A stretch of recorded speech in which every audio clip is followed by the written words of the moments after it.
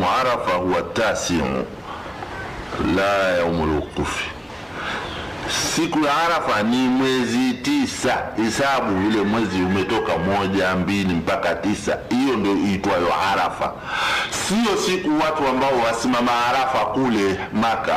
Hiyo haikuitwa, sio Arafa hiyo. Hiyo sio. Itibaru somo ni bitarikh la liajli alwuquf.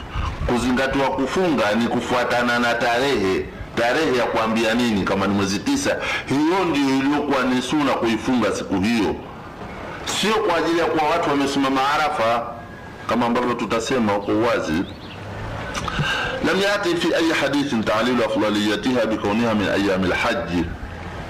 Haikuja katika hadithi yote kutiwa sababu ya ubora wa somo ya Arafa kwamba kwa vile kuwa ni katika siku za Hija.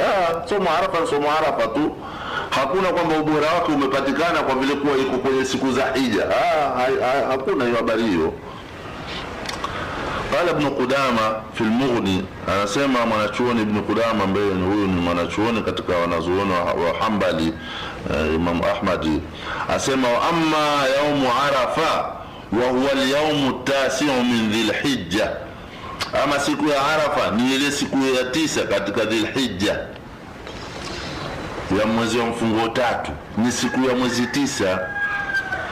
فلهذا الصوم عند الشافعية الحنابلة المالكية الحنفية ليس بتابع الوقوف بل بالتاريخ وهو التاسع. وهي kufunga watu wa Kishafi, wa Kihambali, wa Kimaliki na wa Hanafia sio kwa yafuata kusimama Arafa, bali ni kwa tarehe, nao ni mwezi 9.